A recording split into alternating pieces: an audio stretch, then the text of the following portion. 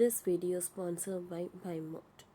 இந்த ஆப்பில் நீங்கள் பர்ச்சேஸ் பண்ணக்கூடிய எல்லா ப்ராடக்ட்டும் உங்களுக்கு ரொம்ப மலிவான விலையிலே கிடைக்குது. இதில் நிறைய ஆஃபர்ஸ் அண்ட் கூப்பன்ஸ் ப்ரொவைட் பண்ணுறாங்க. ஸோ இதோட லிங்க் உங்களுக்கு டிஸ்கிரிப்ஷனில் கொடுக்குறேன், யூஸ் பண்ணி பாருங்கள். படம் காட்டிய பாகிஸ்தான், சீனாவுக்குள் வராத சீன், பாய்ச்சலை தொடங்கியது பாதுகாப்புத்துறை, இஸ்ரேலுக்கு உத்தரவு. இந்திய பாகிஸ்தான் இடையே நடந்த உரசல்கள் காரணமாக இஸ்ரோ தனியார் நிறுவனங்கள் இணைந்து தயாரித்து வரும் உளவு செயற்கைக்கோள்களை சீக்கிரம் தயாரித்து முடிக்க வேண்டும் என்று பாதுகாப்பு அமைச்சகம் உத்தரவிட்டிருக்கிறது.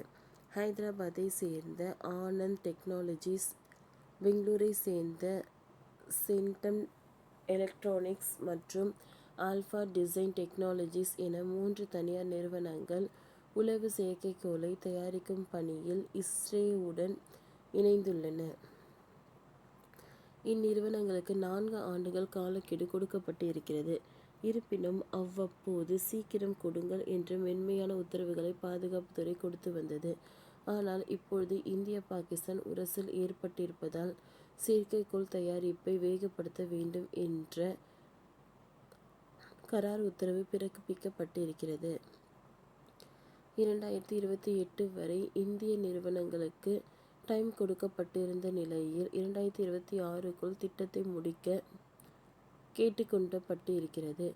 உளவு விஷயத்தில் நாம் இதுவரை வெளிநாடுகளின் செயற்கைக்கோள்களை தான் சார்ந்திருக்கிறோம். இது போன்று இருந்தால் நமக்கு ஆபத்து தான். எனவே சொந்தமான உளவு செயற்கைக்கோளை ஏவ வேண்டும் என்று பாதுகாப்புத்துறை திட்டமிட்டது. கடந்த ஆண்டு பிப்ரவரி 7-9 வரை டெல்லியில் பாதுகாப்பு செயற்கைக்கோள் தொடர்பான மாநாடு நடைபெற்றது. இதில் பங்கேற்று பேசியிருந்த பிரதமர் மோடி, இராணுவம் சார்ந்த விண்வெளி விவகாரத்திற்கு $3 மில்லியன் ஒதுக்கப்பட்டும் என்றும் தனியார் நிறுவனங்களின் இந்த வாய்ப்பை பயன்படுத்திக் கொள்ள வேண்டும் என்றும் கூறியிருந்தார். ஆபரேஷன் சிந்து நடவடிக்கைகளுக்கு பிறகு பாகிஸ்தானின் தாக்குதல் முயற்சி, பாகிஸ்தானுடன் துணை நிற்போம் என்று சீனா கூறியிருப்பது எல்லாம் இந்தியாவுக்கு எதிரானதாகவே இருக்கிறது. எப்பொழுது வேண்டுமானாலும் சீன உதவியுடன் பாகிஸ்தான் மீண்டும் பதில் தாக்குதலை நடத்தலாம். இதற்கெல்லாம் தயார் நிலையில் இருக்க வேண்டும் எனில் நமக்கு என தனியாக உளவு செயற்கைக்கோள் தேவை. இதன் மூலம் எல்லையில் பாதுகாப்பு நாடுகளின் நடவடிக்கைகளை துல்லியமாக தெரிந்து கொள்ள முடியும்.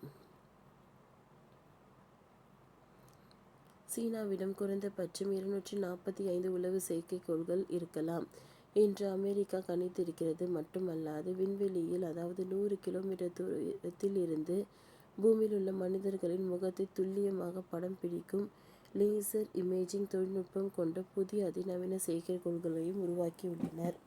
இப்படி இருக்கும்போது நாம் மட்டும் எப்படி அமைதியாக இருக்க முடியும்? எனவேதான் உளவு செயற்கைக்கோள்களை சீக்கிரம் ரெடி செய்ய பாதுகாப்புத்துறை உத்தரவிட்டிருக்கிறது. அதன்படி 2026ஆம் ஆண்டு இறுதிக்குள் உளவு செயற்கைக்கோள்களை நாம் ஏவுவோம் என்று சொல்லப்பட்டிருக்கிறது. ஓகே ஃப்ரெண்ட்ஸ், இந்த வீடியோ உங்களுக்கு யூஸ்ஃபுல்லாக இருந்ததுன்னா லைக் பண்ணுங்கள், ஷேர் பண்ணுங்கள், சப்ஸ்கிரைப் பண்ணுங்கள். தேங்க்யூ.